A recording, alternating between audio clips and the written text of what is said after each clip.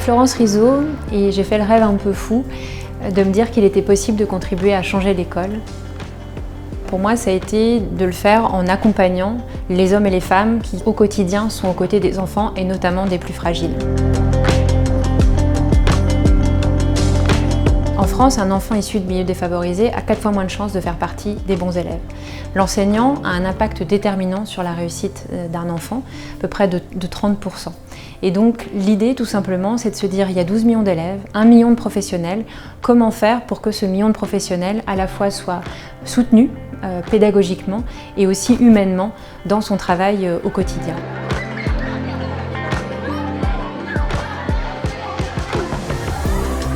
Quand Florence m'a demandé mon avis sur le projet qu'elle lançait de SynLab il y a 10 ans, j'étais à la fois impressionné par sa détermination, son énergie, son envie de contribuer à faire évoluer les choses, et forcément on peut se demander si c'est possible d'avoir un impact à la bonne échelle et progressivement se rendre compte que si on peut accompagner des enfants, c'est évidemment essentiel, mais que si on peut accompagner des enseignants, ça permet d'accompagner des enfants et encore plus, et que si on peut accompagner l'ensemble des enseignants, ça permet d'avoir encore plus d'impact.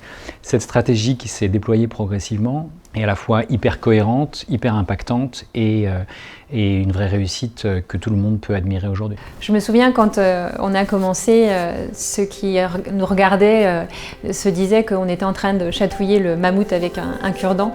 Et pour moi, l'image elle était frappante parce qu'effectivement, on a commencé tout petit sur le terrain à écouter les besoins des enseignants et progressivement à grandir et à essayer de chercher les moyens d'avoir le plus d'impact possible en étant toujours à l'écoute des besoins et en construisant avec l'ensemble des acteurs.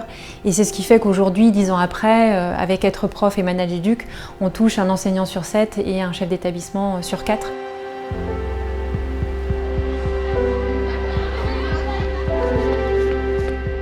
J'ai commencé ma carrière de chef d'établissement en tant que proviseur adjoint.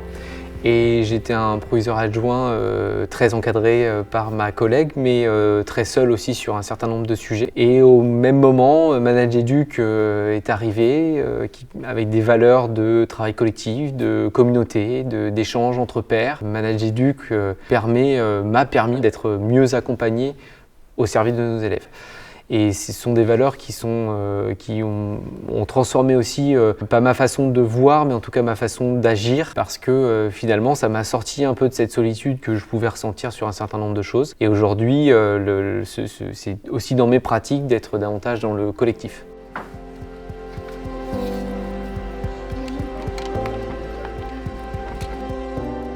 Je pense que tous les contractuels devraient avoir un minimum de suivi comme ça parce qu'on est lâché devant une classe sans... allez, on enseigne. Si on n'a pas un minimum d'informations en amont, surtout, on n'est pas seul en fait. Et je pense qu'au début, on a tendance à l'oublier. Et tout ça, c'est aussi Être Prof qui l'apporte, puisqu'il y a un horizon de profs absolument dingue. C'est ce mariage d'expériences et de regards différents qui va permettre de se construire dans cette carrière. À partir du moment où on est enseignant, c'est un métier qui repose vraiment sur l'humain et donc on est sans arrêt en train d'apprendre. Nos élèves, ce sont des adolescents qui sont en constante évolution et leurs besoins changent également sans arrêt. Et donc c'est un métier qui est aussi passionnant pour ça parce qu'on doit sans arrêt réajuster, réapprendre, découvrir de nouvelles choses, enrichir sa pratique. Je vous ai donné un texte. Vous allez vous apercevoir qu'il n'est pas dans le bon ordre.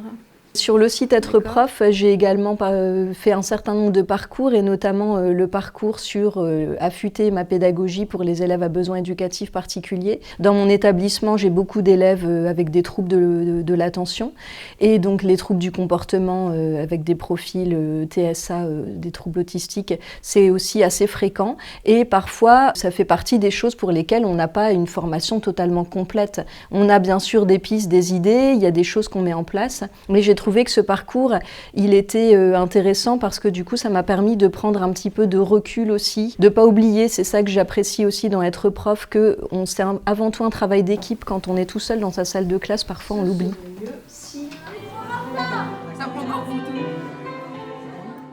Un enseignant qui est mal, c'est un élève qui n'apprend pas.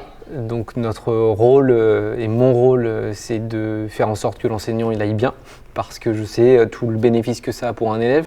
Toutes ces valeurs que je porte à l'égard des personnels, c'est aussi des valeurs qu'ils transmettront eux-mêmes aux élèves et que les élèves eux aussi se transmettront les uns les autres. John Lennon disait « I may be a dreamer, but I'm not the only one ».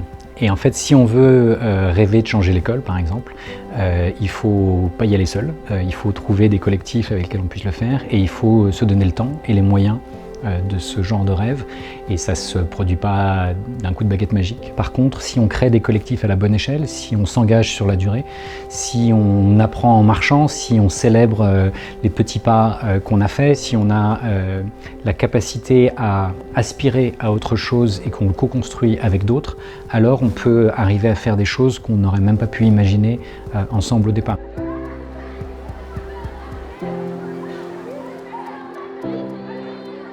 Grâce à la communauté Être Prof, en 3 ans, je suis beaucoup plus capable de repérer certaines choses par rapport au comportement des élèves. Je suis plus capable aussi d'adapter certaines choses en fonction du profil des élèves.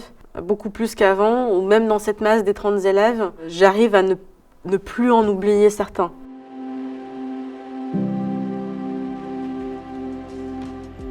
Avec Ecoluma, l'idée c'est de poursuivre un grand rêve qui est celui de la transformation de l'école.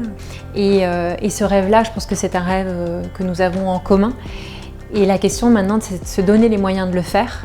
Et je ne vois pas comment on peut ne pas y arriver si on s'y met tous ensemble, aux côtés des enseignants et des chefs d'établissement qui sont jour après jour à œuvrer pour que cette école soit une école épanouissante et plus juste en fait, pour l'ensemble des élèves de France.